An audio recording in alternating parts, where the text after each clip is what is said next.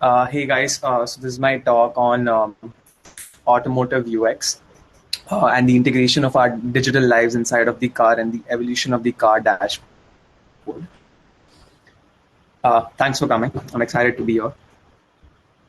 Yeah, you can skip this part. I'm Pankaj Misri, product designer at Upgrad. So what I'm going to do today, I'm going to basically strike conversations in your mind and amongst ourselves about how the driving experience looks like and how we can enhance it. We've been driving for decades now. What has changed in the way we drive? So I'm just going to run you past through the whole timeline about how things have changed. Yeah, just keep on you might have to zoom into your screen a bit to understand. So basically, you can see that the car shape has been changing from that time onwards. You can see there's a Ford Mustang evolution, there's a Corvette evolution, there's a Formula One car evolution. And you see the different evolutions of Lamborghini, Ferrari. Then you come into the interior space. So you see the dashboards having a look sort of this, transitioning into some sort of a more elaborate structure with the gearbox coming down. And then you have the modern screens setup that you have currently. So essentially, this is how the interior space has also changed over the years. So we were at this section, then we went to this part, and we finally have this. And apart from that, even the keys have changed. Over the time. So as you can see, the whole key evolution that has changed so far. You see, 1990 was this. Then came the button UI. Then came the RFID sensor. And then finally, what we have is the cell phone, as the car key.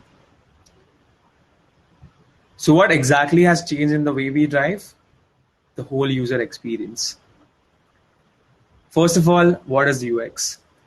All the aspects of how people use an interactive product, the way it feels in their hands, how well they understand how it works, how they feel when they're using it, how well it serves their purpose, and how well it fits into their entire context in which they're using it. So what is automotive UX? If anyone wants to just go up and shoot up answers, they're welcome to give their answers. It's going to be an interactive session. So yeah. Anyone?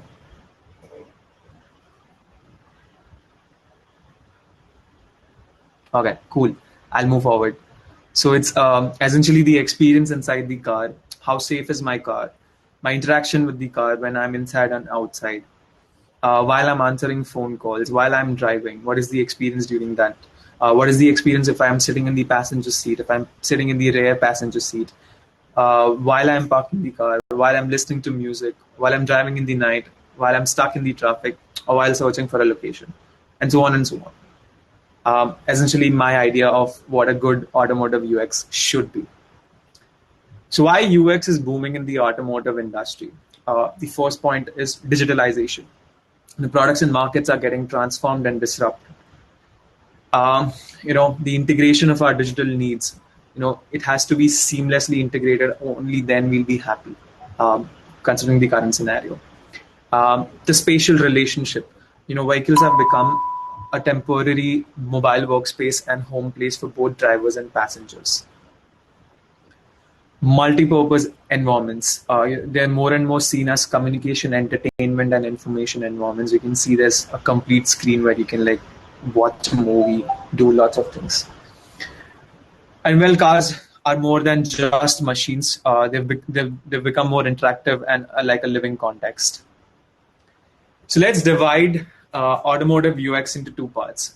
In-vehicle UX, which deals with your dashboard and comfort and safety, and outer vehicle UX, which deals with how the entire car is going to look and approach from the exterior side. Now, when we go into the in-vehicle UX, let's just first understand the basics that that are about.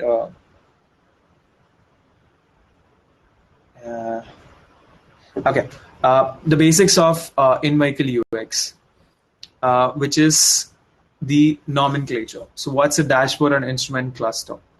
This is the, it shows all the essential information such as speed, fuel, battery level, and signals and all those things.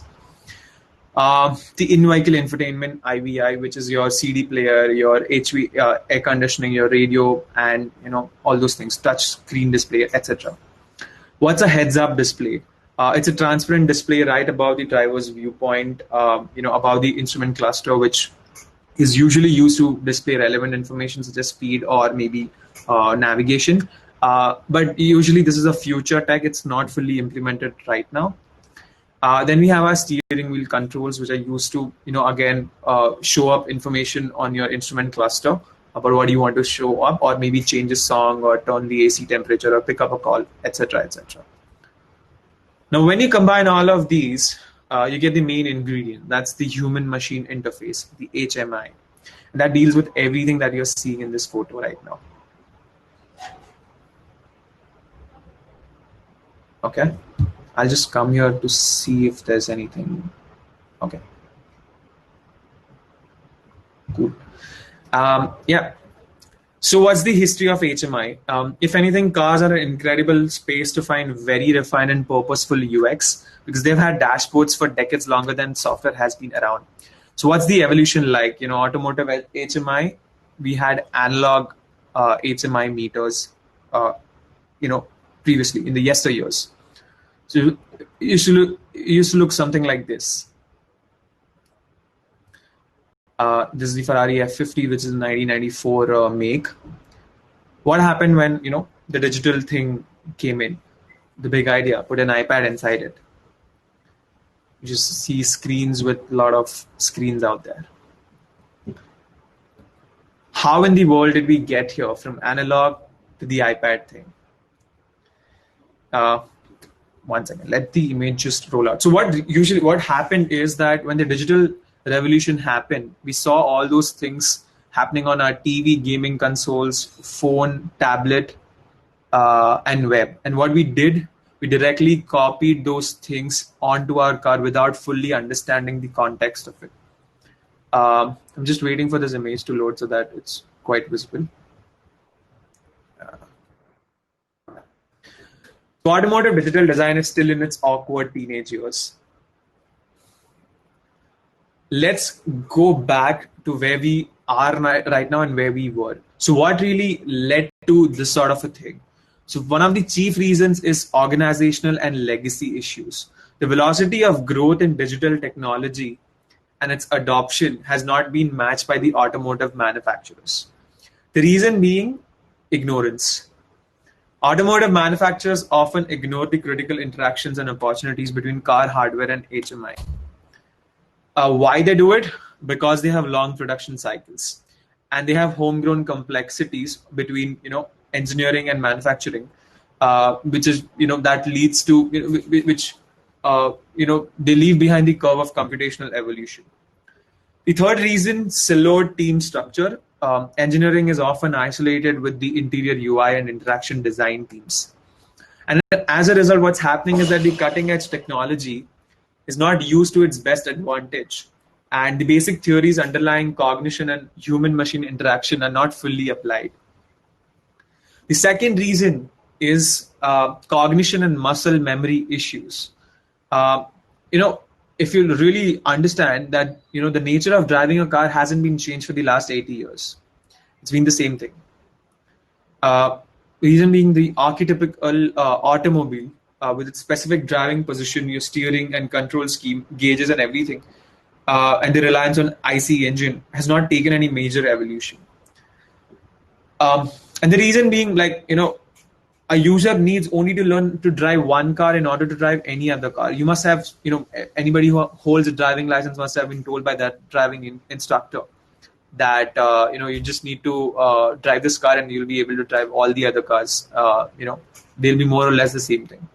And that's the reason why, automotive industry has, really captivated on this thought.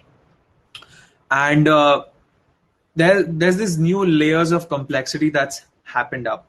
when you introduce more advanced stuff inside your HMI. That's your GPS, telematics, adaptive driver system, and infotainment systems. And that's the reason that your new layers of interaction has gotten given rise to cognitive models and expectations. So it's really like difficult to perfect one car's HMI, and then if you sit in another car, it won't be the same. You might have to learn again in that second car from the scratch. So let's break it down, the past and present HMI. So on the left, you see that there's a 1970 Mercedes-Benz SL, and on the right is the 2013 SL. We're just looking at their we're looking at their dashboards right now. So if you see, this is like the diagram that you can arrive upon these two images. Knobs, switches, and sliders offer direct control or manipulation over all your functions inside a car. Multimodal screen with GUI has got an indirect control via knobs and switches, because you'll be like tapping on something and then it'll go inside and then you'll select something. So it's it's not a direct control. This is basically the graph that here's your steering wheel, and these two things, that these are the buttons, these are the sliders, these are the knobs, these are the switches. So what's usually happening is that there's a spatial arrangement of dials and knobs. What it does is it helps you build a mental map of the HMI into your muscle memory. It's got a very tangible user interface because there are fewer electrical complexities and more mechanical elements. So you get a direct control and a mechanical feedback upon what you're doing. Turning a switch on and off, at your home, or even your old Nokia phones, you would know what you have done versus the current, touchscreen interfaces. It's inherently very simple. You don't have to once the map has been built inside your muscle memory, you will remember it, and it's essentially a very few set of controls that are required to drive your car, and it's very simple so that you can remember. There's no learning curve involved in that, and you won't forget that after you have mastered it. So and when you compare when you go across the GUI interface, there's this one thing that controls a lot of other things. Your switch, your driving position. There's a knob on your next to your gear shifter, which basically tells you what driving mode you want to be in, and it selects the other UI. And then when you have a touch screen, you actually then is the time when you actually make an action. So there's a 3-step process you need to go through to make an action, to take an action. And then obviously above 100 controllable elements. There's no single mental map of the HMI when you're shifting modes. You cannot remember that. You have to it gets reset. You have to turn 3 degrees, whatever that is, to arrive at that particular function that you want to perform. Increase learnability of the GUI, because you don't know how the controls are and how much is the increment going to be. Imagine the volume knob. If you just do it with a UI, you don't know whether you have incremented by 10% or sequentially, or what is that. But if you have a knob, you'll get an idea about it's moving sequential, and that you have done something. You get that feedback. And in this case, you do not know what the controls are and what their functions are. As I said, there's less affordance with no direct control. So you do not feel that you are in control of something when you are doing anything, because you always have to double check whether the action has been performed or not. A knob or a button or switch, that there's something, because there's no tactile feedback involved. You wouldn't know what has happened. This is really important, that there's a lot of distracting feedback on the GUI. If you see, there's a lot of other elements on the screen that distracts you from what action you're trying to perform. And that's not really a good thing, because you're driving and you don't want an attention deficit to happen when you're doing this sort of an action on your infotainment system. there's no consistency. None of the GUIs are standardized. If a person changes the car, you'll have to relearn everything from the scratch for that car. And nowadays you see all the competitors are aiming towards an improvised, towards a better internal or a in-vehicle UX versus the outer thing. So everyone has a different thing with CarPlay and with Android Play, Android Auto, and all those things. It's become like really difficult for everyone to adapt to that. What it leads to, frustration, confusion, and safety issues. Because of these multimodal HMIs, people are now faced with an unprecedented level of complexity, and there's added pressures of congested driving. This plays a huge role in decision making due to the limited nature of data storage and access in the human mind.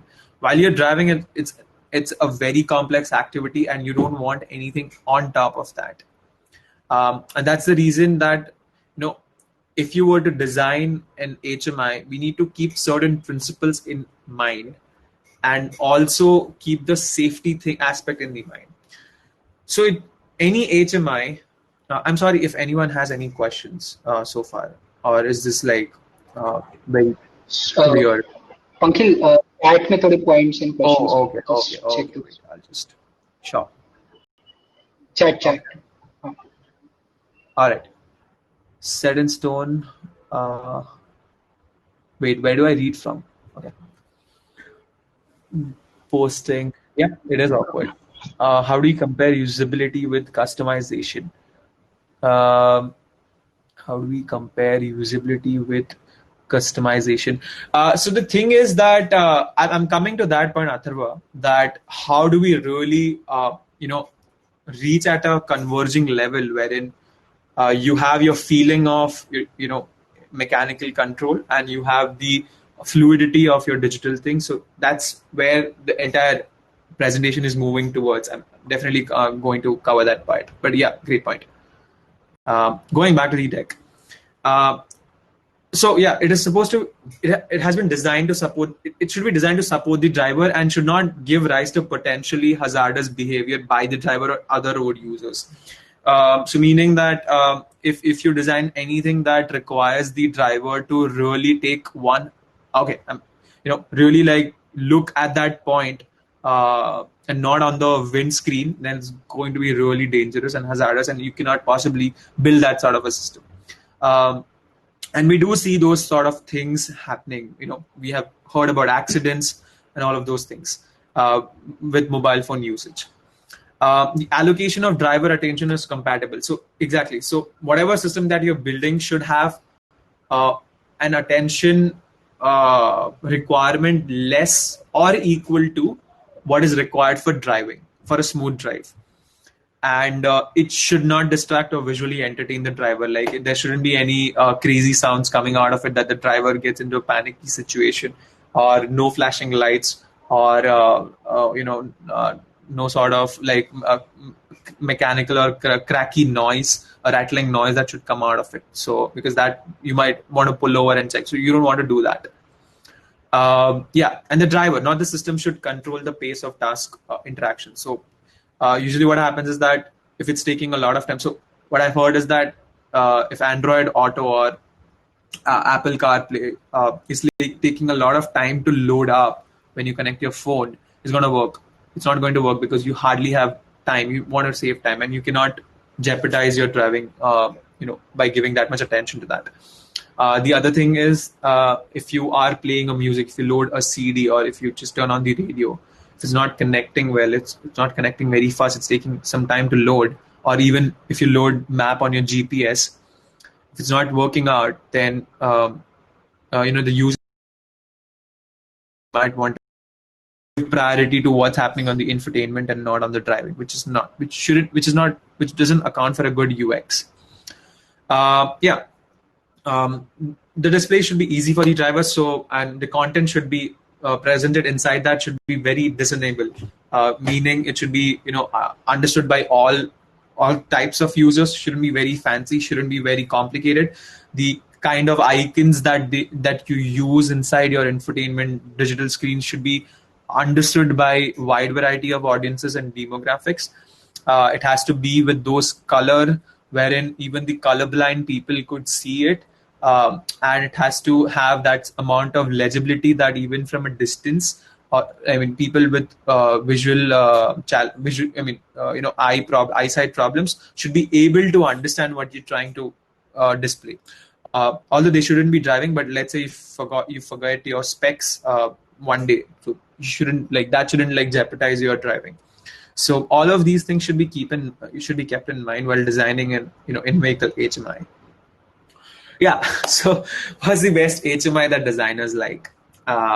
So as you can see, I don't know if you are able to spot it out, but yeah.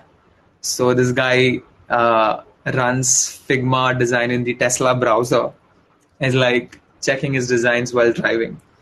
And then the founder of Figma retweets that please Figma responsibly. So just a thing. But yeah, this is cool, right? That you can load Figma anywhere. So yeah, exactly. Coming towards what's the kind of solution that we want, apart from like what we've come so far in the digital space. It's a converged solution. Now, what do you mean by convergence? Convergence is melding what's great about digital with what's great about the car. It's an expression of the user experience that's greater than its parts. So you shouldn't be like just focusing on what sort of infotainment system you have inside the car, but the experience should be much more, good enough than the experience of the infotainment system. So even if you use Android Auto, if you don't, Android Auto might be really optimized for for cars, but if it's not properly installed or it's not properly integrated, then it doesn't serve the purpose well. It's incorporating digital while still honoring the context of driving. Yeah, you cannot sacrifice what driving means to any person, to any user. So what are the solutions built so far? Haptic controls with embedded touch controls. So it's a mix of mechanical as well as digital, wherein certain part of it moves, rotates like a knob, and if you tap on it, then it takes in that feedback, that tap into a desired action. Touch screens with possible haptic feedback, very, very, very important, because false clicks happens, rage clicks happen.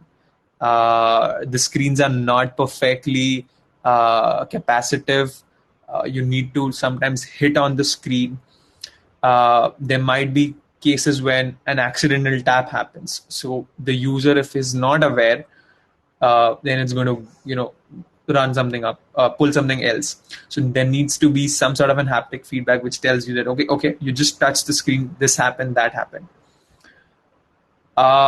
Gesture control with visual and oral feedback loop. So this is like a new good technology that's been introduced, wherein you use gesture controls, or it visually tracks your eye movement or facial expressions to understand what you're trying to say. It's there. It's not fully developed, I would say, but it's available in only very sophisticated cars.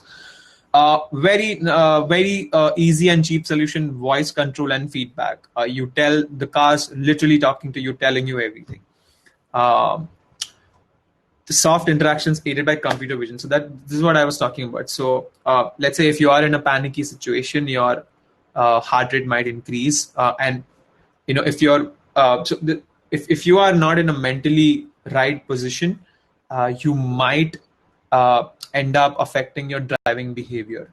And most accidents happen because you're angry, depressed, sad, anxious, super excited, or you're you lose focus on, you're mentally distracted. So these sort of systems will usually try to calm you down, As in, if you, let's say if you have sensors on your steering wheel and a face tracking thing about the just about the windscreen, it can literally tell you that what sort of what are your vitals and what sort of moods you're going through. And there are some cars which have concept cars that have been developed, and if they sense that it's the driver is not in the right driving conditions, and they'll just turn off the engine, call 911, and just play a very soothing music, turn the ambient lighting inside it to a different color that just makes you very happy, or play some music art from that from the stored library. And then comes the heads-up display, wherein you get the contextual information, wherein it's like you're going, you see the road on the, you see the road in the map in your IVI system, but you might want to, like, if there's a curve coming up, a hairpin curve, or like a sharp U-turn, you will have to like check on the map or just look at the road and slow your speed down. What if your heads-up display tells you in advance that what's the road is going to be, similar to what your racing gaming race car games are, tell you that there's a diversion coming or something of that sort. So just giving you a visual taste of what these controllers are. It's the same thing that I've discussed. Yeah, so a mix of both touch as well as mechanical stuff. Yeah, this is the Porsche UI, wherein you have haptic feedback installed, and it's very close, it's very nearby to the user, so it doesn't like distract you from your driving position. This is what I was talking about, that would fit in an Xbox sort of a thing, but still under development, not fully done. Voice control and feedback, yeah, the phone's calling you. That's something very traditional. And yeah, this is the heart rate thing that I was talking about. And yeah, contextual information on secondary displays, which is basically you're getting this curved road ahead notification from data pulled in from the map. And there's this eye tracker that's actually checking that what's happening, and accordingly it's adjusting the speed and displaying certain information on the screen itself. But yeah, we're still at the dawn of the in-car UI space, and there's more than a UI on a screen that's related to automotive UX. You need to have contextual empathy. It doesn't just end up on the screens or on the dashboard. We need to think about the person in the passenger seat, the kids at the back, or the dog in the boot. Your car needs to communicate with the city or the environment. And a beautiful HMI will be when it's ensuring quality, safety, and enjoyment. And that this is something that we should be aiming for. Coming to safety and security. Now, this is a very important aspect. It's a very difficult one, but it's related to in-vehicle UX as much as possible. So you must have seen that a lot of these companies which provide you screens have third-party apps or software installed through a USB or something of that sort, and they try to tweak your system. So if you guys know, Tesla has a software update, like similar to our mobile phones, they get a software update for their cars. Now that's been very meticulously controlled by Tesla, and they are ensuring that the security is still there. But in the initial phases, when people had just adopted this entire fancy UI and this connected car and dumping all your data into the cloud, there were consequences where it led to compromise of your data, and it's really scary. Like, I would just take you to this video. There was this one more video that's about how hackers have stolen a Mercedes-Benz E-Class by relaying. Okay, so I'll just tell you what it exactly does. I'm just going to take you to YouTube, and yeah. So what they do here is that the car is standing right here outside the garage, and these folks, they have a relay sensor. What they do is they just place it near the wall. It can penetrate, the rays can penetrate through the wall, and there's a car key inside the garage somewhere, hanging somewhere, and they're going to like relay it, and the relay happens on the, if you can see, he's holding the receiver at the tire pressure sensor or the suspension sensor at the rear tire. And what he basically does is he relays those signals onto the receiver out here, and the car senses that, okay, the user has sat inside or it's been activated. So you see the car automatically unlocks by doing that. These cars don't have a RFID key associated with them. You just have a start, stop, engine push button. So you basically don't need a key once you have got an entry inside the car.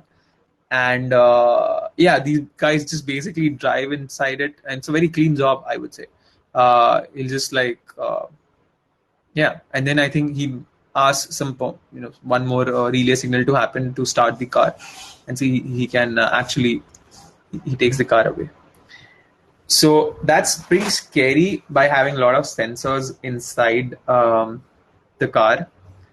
One more video is about what I just said, that if you have third-party things installed. So there's this, there are these two certified guys. It's not fun to have your 2-ton SUV's brakes hacked, just as you're parking in front of software that can wirelessly sabotage this 2014 Jeep Cherokee. It hasn't been altered in any way. There are no devices attached to it.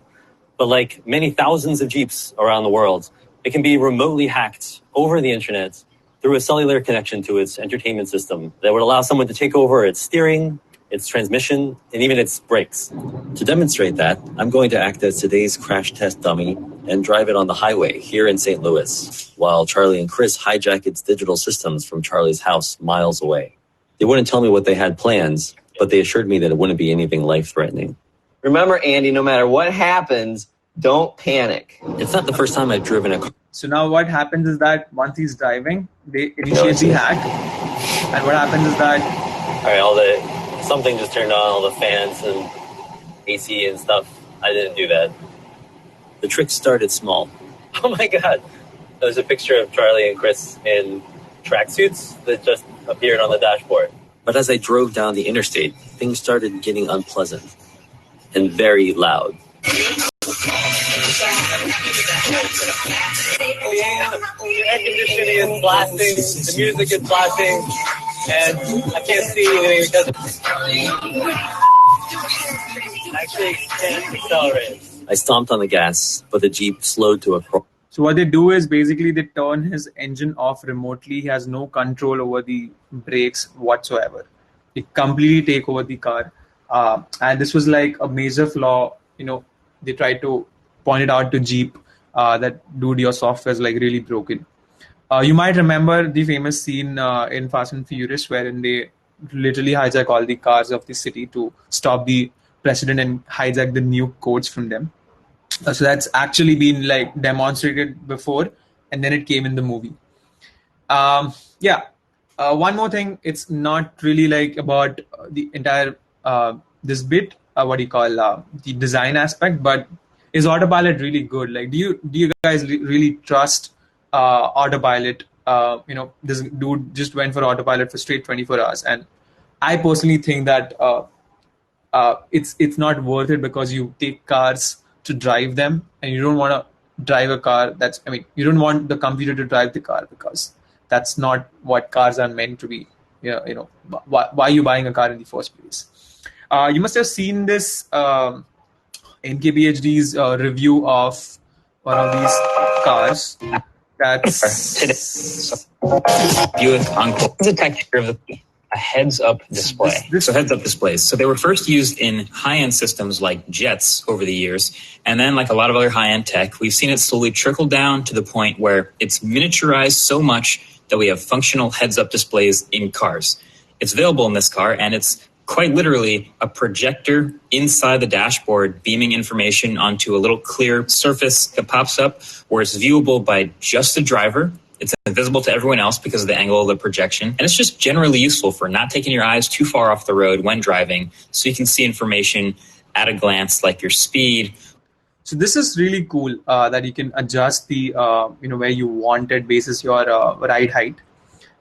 What another cool feature that this car has is completely assisted parking, which is park. You just hit this button down here. Yeah. Then the screen lights up and says, okay, we're looking for a parking space now. And then if you drive by one that it thinks it can park in, it'll beep at you and let you know. So you drive in. Once you find a space, it beeps at you. All you have to do is pull up next to the car it tells you to and just control the gear selector. And then the car does everything. It does the turning of the steering wheel for you. You don't have to touch the pedals or any of that. And it's measured out how to pull into either a parallel or perpendicular parking spot. I suspect most people will use it for parallel parking because they're not good at it. But it'll do everything and then shift it into park and you're done. Yeah. So this was like something really crazy that they came up with, but I would advise you to learn, improve, brush up your driving skills versus buy these sort of fancy features. Okay, and now if you move to auto vehicle UX, what it really does is that you want to introduce emotion. This is usually about the emotion that it brings up on the exterior, that what sort of a feel that you want to bring in when you're buying a car. So if you look at Ferrari, this is just like mean machine, and it's like the most beautiful car that's out there. You look at Jaguar, you look at again another Ferrari of the past, and basically this is what it's trying to tell you, that this is what the kind of experience is going to be. Versus when you look at the new Honda car, which is going to be which gives you the feel that it's an electric car because of the blue lighting xenon lamps, and the fact that there is no mirror out here. In fact, there are cameras, and you have a very cute looking phase that you want to be a part of your city ride or something. It's a very pleasant looking car. Versus the new Ford Bronco, which tells you that we're meant to go out in the outbacks. Versus the Maybach, which tells you that luxury is everything, and you deserve all sorts of fine things inside in the life. So that's the exterior UX is more about the look and feel, the emotion that you want to bring into the user, the kind of power or pride or praise that you want to have for this car. One more thing which is being brought up recently is the modular vehicles, wherein you just design one thing and you have everything detachable. So you have a base body, and then all the things out above that is all removable, and you can retrofit all those things. You can use the same thing for different purposes. So as you can see, this is the new e-bussy that's been launched recently, as in the concept have been shared. And you can see that it can be converted into a van, into a pickup truck, into a lorry, into a minibus, into a safari jeep, into a cargo truck or a grocer's truck. You can also take it for surfing, or it can be used like an ambulance. A lot of variations. Yeah. So what does the future hold? What does it look like? Does it look like Jetsons? Maybe, maybe not. We don't know. We're still dealing with the pandemic, so we don't know what's in the future. Yeah, and the conclusion. We are truly excited about the future of HMI in cars. Automobiles have been known to be like an extension of your personal space, and we are entering into a new exciting paradigm wherein, in the addition of intelligence, software developments, the technologies that we have, gets combined in the most humane way possible, and you don't, driving remains fun as ever. One more thing, forgot to ask the most important question. We may have covered everything in this talk, but still one big question remains when it comes to automotive UX, and that is, kitna deti hai? And yeah, thanks.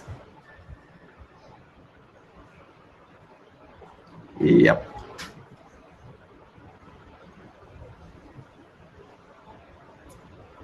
I am done, guys. Anything? Yeah. There is a doubt from Prabhat. You say that cars are not supposed to auto drive. Why not? The primary process to get from point A and enjoying the journey in an environment as close to home as possible, but outdoors, and that's how we can see the new track. See, it's good if you are in a city wherein there's a lot of traffic and then you want to get other things done and you don't want to get stuck in traffic. But the kind of driver that I am, I would find reasons to just take my car out, and I wouldn't want the computer to do the job, because I personally want to drive. Yeah, when you consider that I'm going for a long haul drive from, let's say, Mumbai to Delhi or any part of the world, which is like a 10, 12 hour long journey, that is when I want some sort of an assisted driving, but I'm still very apprehensive about giving the full control of my car to a computer. In spite of the developments in tech, I really appreciate what Tesla has been doing. It's good, but there has been cases wherein it has failed, and I still believe that if you are a legit good driver, you won't have a problem in that, and it will be always fun to drive. That's my personal outtake. I really do not get the concept of autopilot. I don't like it so much.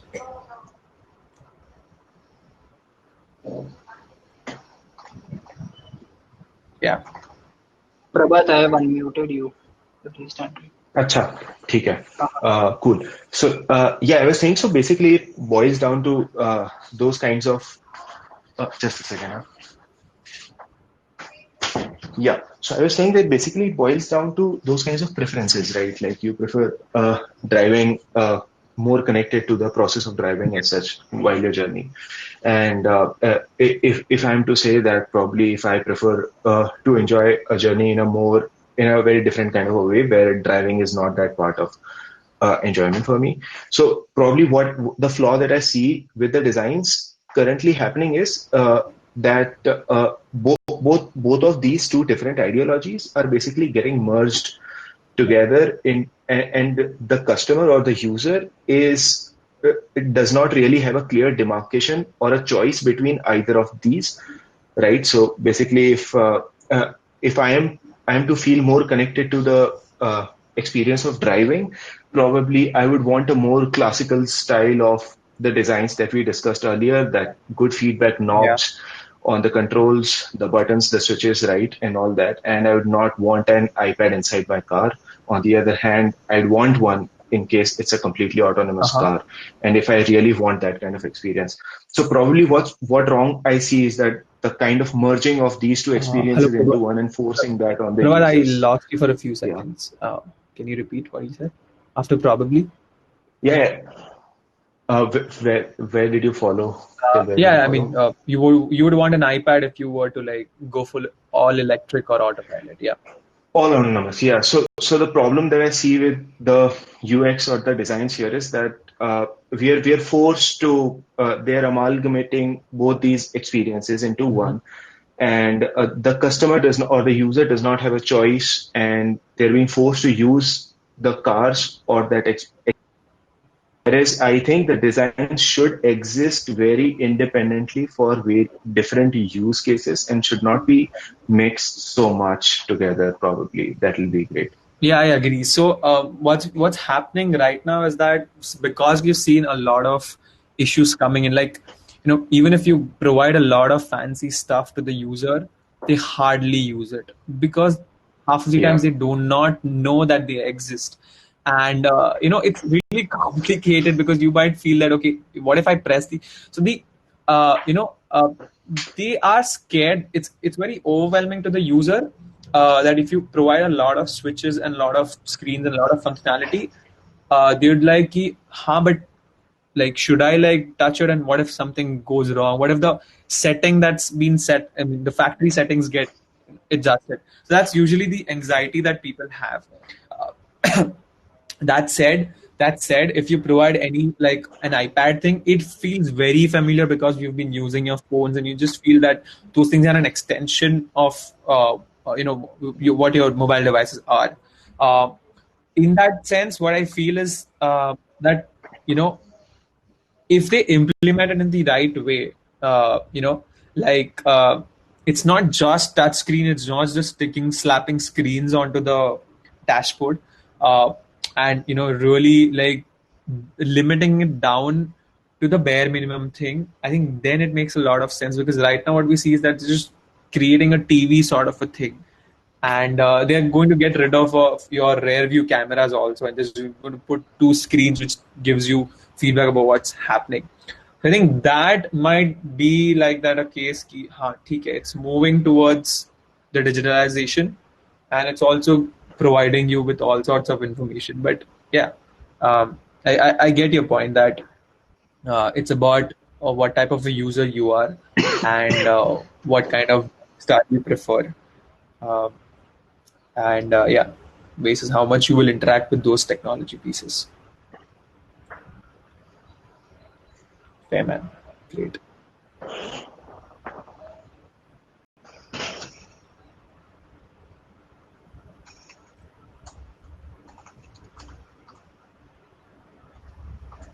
Great. Anyone else has anything to add or contribute to, or call it a day?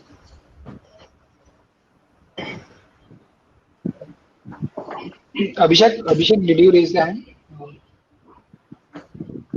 Or Mar? No पहले ही race किया था, वही है शायद अभी तक. I don't think दोबारा नहीं किया. But I guess there is a concept of hybrid cars as well, right? Yeah, hybrid cars है India के लिए it's more, and I think it's more logical and functional, because your battery is powered by your IC engine or the drivetrain, and that's the reason you don't usually require a charging dock for that. Yeah. So those cars, I guess they serves both the purposes, Yeah, right? they do, Driving. but they're very expensive, and Yeah. it's like you.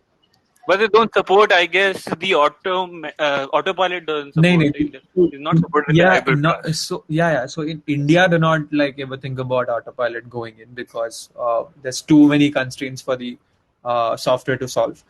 If you pick up any car out there, I think autopilot still doesn't work there. It's just an hybrid technology. That's an engine technology that we're talking about, versus the versus the kind of driving style. So yeah. So I think both can be integrated, but I think people are now, because batteries have become very cheap, I think people will get rid of the IC engine, because a lot of pollution restrictions that have been put up lately by the government. So those engines that were not compliant with those regulations will have to be discarded. As you see, Bharat Stage 6 has come recently in India. So even your diesel cars have been diesel cars will soon be gone out of from the market. Like there won't be any diesel cars anymore, because the government has discouraged diesel car owners by increasing the price of diesel. So you won't see diesel cars also. It'll just gasoline and electric, if the electric grid is set up properly. So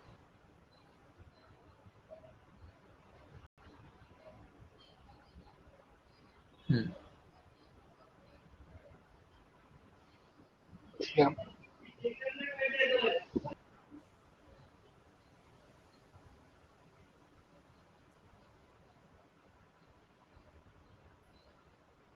cool. Chirag, should we call it a day? Yeah, it looks like. Any more questions, guys? No. Okay. Great session. Yeah. Thank you everyone for showing up. Yeah. Thanks. Thanks, guys. Take care. Yep.